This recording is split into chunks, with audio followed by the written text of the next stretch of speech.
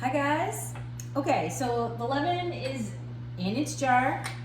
It's just after 9 o'clock at night.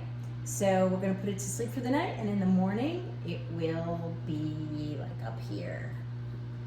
Some of the other equipment that we're gonna use tomorrow to bake and to mix dough and everything else. Some large bowls. A glass bowl is good to see for the rising, to see the bubbles and the action and what's happening with the dough. For my initial mixing, I use a much bigger metal bowl. I have a dedicated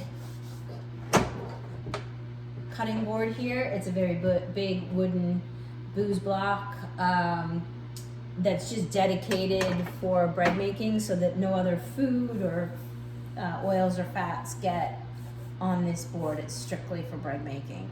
I have a flexible dough scraper.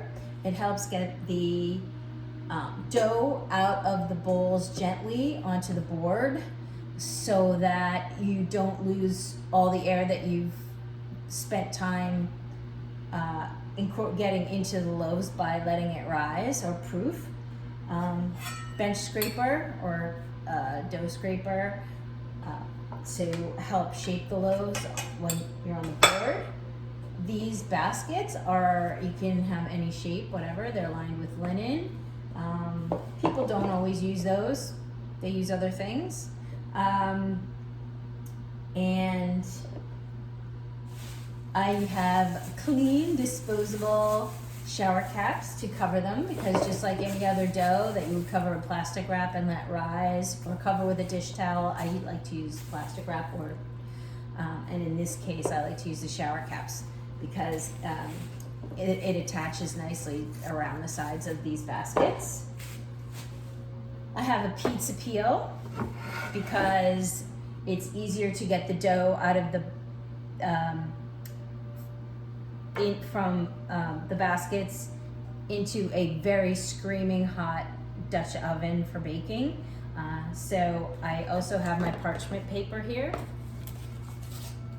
I buy it in flat boxes. A lot of people have them in rolls, just like plastic wrap or wax paper or foil. This way I never have to cut and measure, have the wrong size, have it rip unevenly. I just like the flat parchment. And I also have a baking rack, cooling rack, I mean. And then the really important thing is this Dutch oven.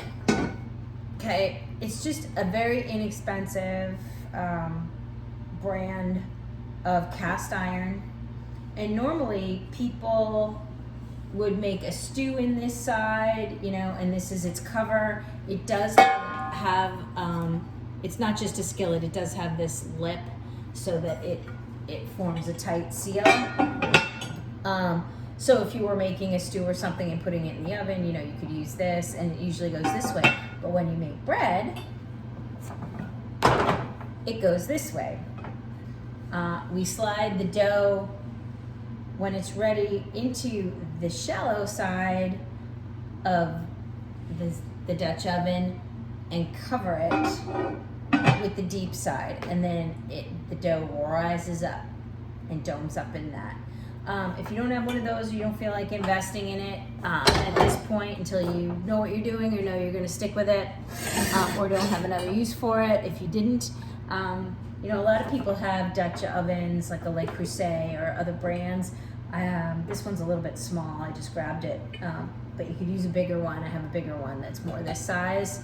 But I'm not sure about the amount of heat that these little knobs can take in the oven. I know it's just a screw that attaches it. Some people I know have unscrewed the knob and then filled the hole with something like foil or whatever. But you really don't want any steam to escape from whatever you're cooking it in. So you would have to seal that hole up. I don't want to do that to my nice Le Creuset, so I bought a Lodge cast iron Dutch oven to make my bread in. That's kind of it. Oh, and this kind of razor blade tool. Mine has a long handle. There's some different shapes. There are short round handles, so you can get really close and use it like this. But basically, it's always just a super sharp razor blade. To score your dough before it goes in the oven, and that's a really important step. It's not just decorative, it's to let the steam out so that it can rise, can have that oven spring. So that's some of the stuff we're going to use tomorrow. It's already all out, and tomorrow, ready, set, bake.